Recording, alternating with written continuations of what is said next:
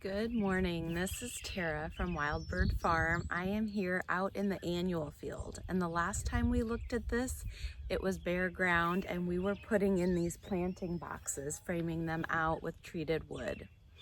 Well, a lot has changed. Thanks to all of the rain and good weather we've had this spring.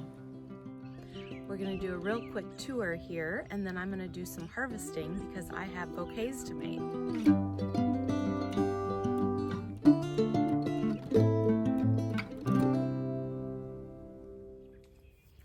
In past years, I just grew in straight rows out here, and that worked pretty well. It looked nice. We didn't have nice grass. It was kind of a mix of weeds and a little tall grass that we just kept mowed short.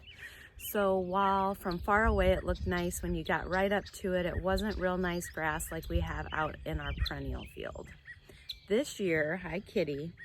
This year we decided to put in planting blocks. So right now we have 3 of those blocks in, which I'll show you, and we have 1 more that we'll put in this fall.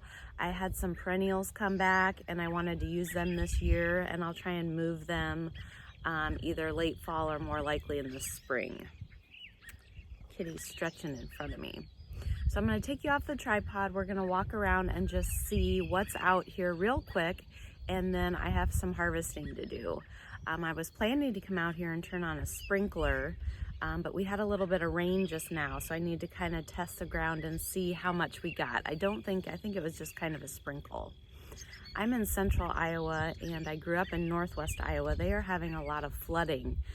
Just within the last couple days, whole towns are just flooded, homes ruined. So I'm thinking a lot about folks in that area. My dad does live up there. He's kind of set down in a valley, but overall they're kind of in a hilly area. So right now he hasn't seen any damage, but there are a lot of homes, 100-plus-year-old farms that have a lot of damage. So keep them in your thoughts. Right off the bat, the first planting block we did, and some of the earliest things I put in here, was the status. It's really, really looking good now. Now what I did pretty narrow rows. These are a lot more narrow than what I've had out in the field in the past, but I'm trying to manage weeds here. And you see there's some grass growing up in the straw. I'm putting down straw on the pathways. So I come through, that's real easy to pull up, and I think that'll lessen. I just haven't done this row yet. But the status is looking awesome, really getting some good length. I have mostly what they call the blue, the purple, and then the white. And I believe this is QIS. So these are 25-foot rows, a nice 25-foot row of that. I put in some dwarf sunflowers here. This would be my second succession of bupleurum that I planted this spring, which I hope will get tall enough. Some cress, also a second succession, and then another succession of cress that's really gotten taken over by the weeds. So we'll see if I get much out of that. Agrostemma up here, and then some zinnias. My thought is this is going to bloom pretty quick here, the agrostemma, and then I'll fill this up with zinnias, and then we'll have 2 full rows. Similar to what I did here, I had that tung-ho chrysanthemum here. Didn't love it as a cut. I used it a little bit earlier, but I pulled that up and again planted zinnias here, so we'll have a full row.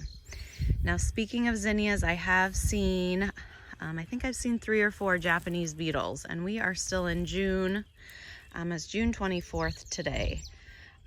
So it's too soon to see them, but my plan this year, especially for these couple of rows here, I'm going to try to hoop and put bird netting over it. The Japanese beetles, the past 3 years have just decimated my zinnias. So that's what I'm going to try for those, see how that works this year. I have a row of cosmos. Now they do also like cosmos. So depending how that netting's going, that might also get netted. My daughter's been coming through and putting in the first row of support on some of these. She started over in the dahlias too.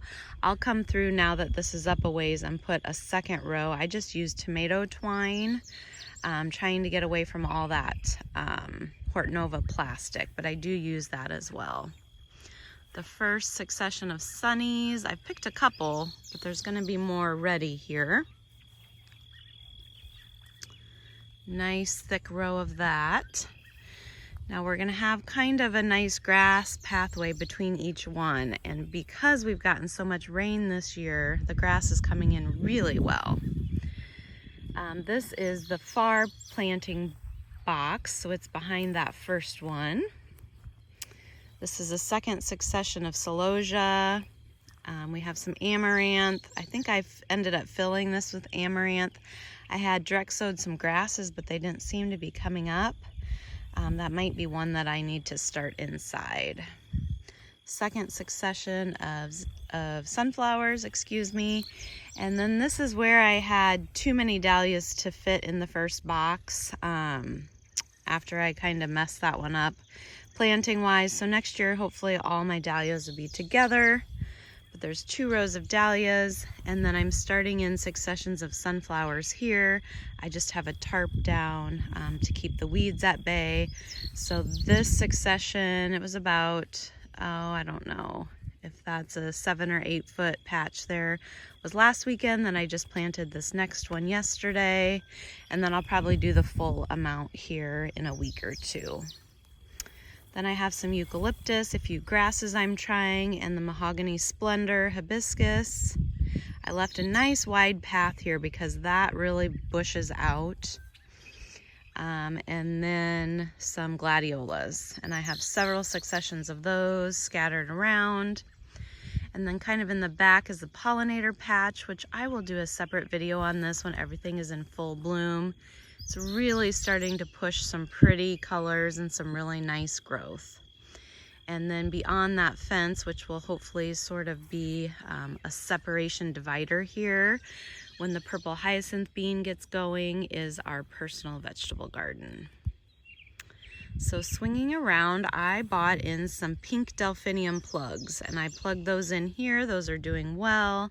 On the far side of the fence is, of course, our peonies. And then here I had a couple extra dahlias yet because I just kept finding and buying dahlia tubers. And then these are all my seed dahlias, and they are definitely starting to bloom. I've actually deadheaded a few times. Haven't had any big winners stick out to me yet, but definitely some pretty colors. I grew the watercolor mix, and true to name, hi kitty, it's really pushing some pretty colors. All right, let's head over to the far planting box. Okay, back up at the front of the fenced-in area. This is the last planting box we got done this spring. And we have dahlia, dahlia, dahlia rows, and they are looking great. I do think this consistent moisture we've had has been good for really all the plants I've had. Our soil drains pretty well, so I haven't seen any negative impacts. We haven't had any standing water or anything. You can see how my daughter's starting to net these and support them a little bit. Again, just using that tomato wire this time. And I'll put a second row on here in a few weeks as they continue to grow. Now this is where I haven't gotten to all my weeds yet. The second part of this row is basil and then gomphrena. This is a row of celosia which needs some weeding. I stuck in some sunflowers just because we weren't getting that third bed made. So this is kind of like succession 2.5. And then I tried to put some amaranth in here. It really got overrun with weeds. So I need to tackle that yet. And then in the very corner there are some more glads. And then back here is where we will eventually put the fourth planting box, and we're gonna kind of have it all come, let me back up here so you can see them. Have it come to a nice little cross kind of shape. So there'll be space in the middle. I am picturing a bird bath, I think maybe there, maybe a fountain. We get really windy here, so I'll have to see what works. So here will be the last planting box. We're just kind of leaving the crappy grass this year. But I had some perennials over here. some chamomile, some Kelway golden, some feverfew, and some anise hyssop that I wanted to cut off this year. And I've started cutting off of this yellow button feverfew. It's really cute. But I wanted to take full advantage of using this, and then we'll try and transplant so a lot of it goes into the planting box. Some volunteer sunflowers over there, which I think make kind of a nice habitat for some birds. And then we're gonna head up and just look at the fence row here. Okay, I did a late planting of cerinthe behind some nasturtiums, and because I think again of all this rain, everything's growing well. There's our arch, which the purple hyacinth bean will climb up. And I have weeded this, but because we've gotten all the rain, it looks pretty weedy again. A bit more cerinthe. We have some volunteer nicotiana. I wasn't planning on planting any of this year, but I have cut a bit off of it. It's also a good trap plant. And then down in here, I have some columbine. And again, it's weedy. I've come through here once, but I need to get in and get it weeded again. We have on the far side of the fence some perennial scabiosa.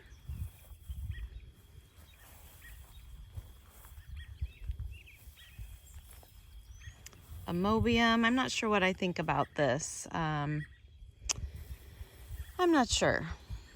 Maybe I'll see how I like it for dried.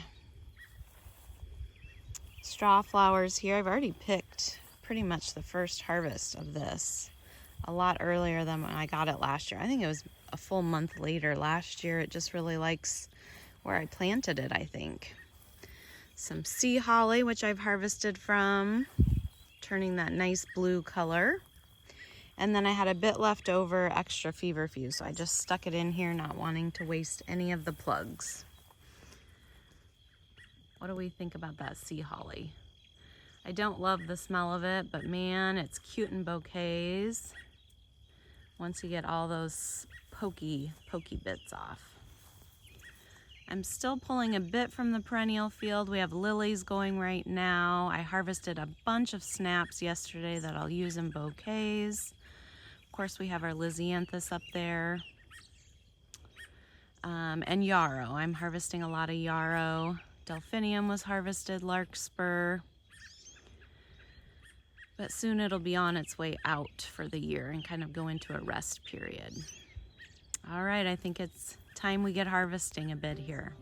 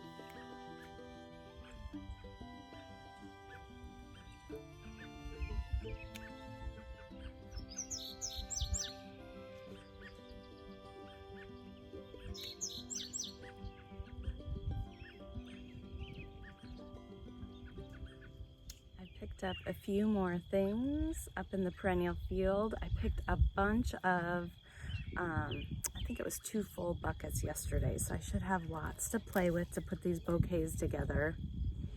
I'm gonna tell you goodbye now, and then we'll just put a few clips of me getting ready to do the bouquets and what the finished product looks like. I hope everyone has an awesome day and an excellent week, and I'll see you next time.